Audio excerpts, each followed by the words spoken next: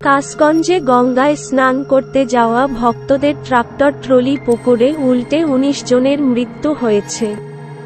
বড় ধরনের দুর্ঘটনা ঘটেছে ইউপিতে। বাদাউন হাইওয়ের দরিয়াবগঞ্জের কাছে গঙ্গা স্নান করতে যাওয়া ভক্তদের ট্রাক্টর রাস্তার পাশের পুকুরে পড়ে যায়। এই দুর্ঘটনায় শিশুসহ ১৯ জনের মৃত্যুর খবর নিশ্চিত করেছেন পুলিশ কর্মকর্তারা। এতে ট্রলির নিচে চাপা পড়ে ট্রাক্টর আরোহীরা।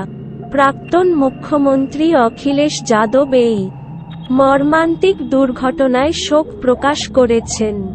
শনিবার সকালে ইউপিতে ইটার কাশা পুরভি গ্রাম থেকে গঙ্গায় স্নান করতে যাওয়া গ্রামবাসীদের ট্রাক্টরটি বাদাউন হাইওয়েতে অবস্থিত পুকুরে আটকে যায়। দুর্ঘটনায় ১৯ জনের মৃত্যু নিশ্চিত করা হয়েছে। এছাড়া ১ ডজন আহতকে কমিউনিটি হেলথ সেন্টার ও জেলা হাসপাতালে ভর্তি করা হয়েছে।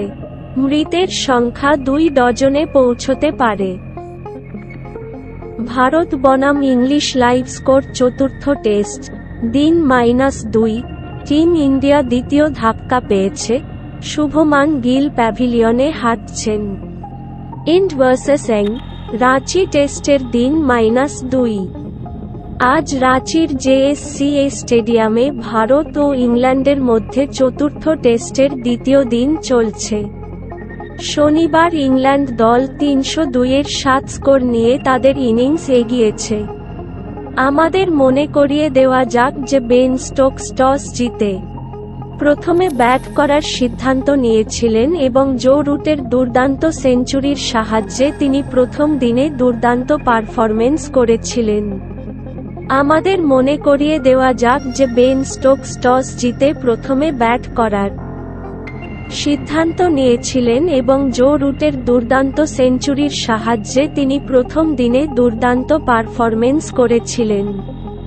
২২৬ বলে ৯-৪-এর সাহায্যে ১০৬ রান করার পর রুট অপরাজিত থাকেন।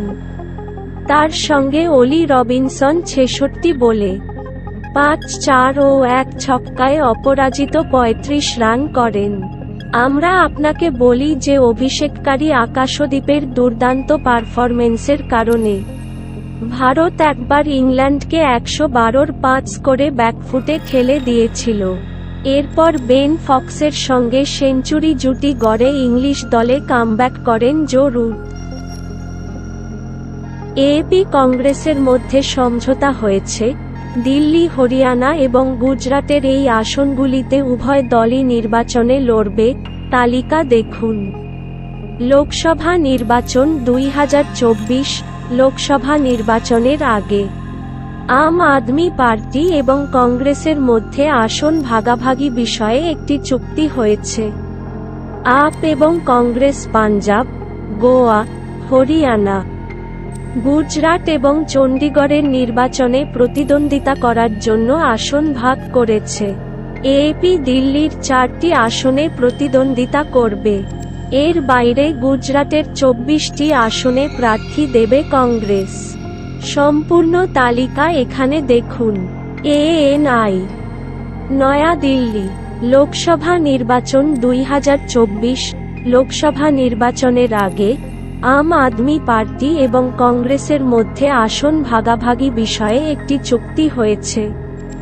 যৌথ সংবাদ সম্মেলনে ৫ রাজ্যের আসন বণ্টন ঘোষণা করা হয়েছে।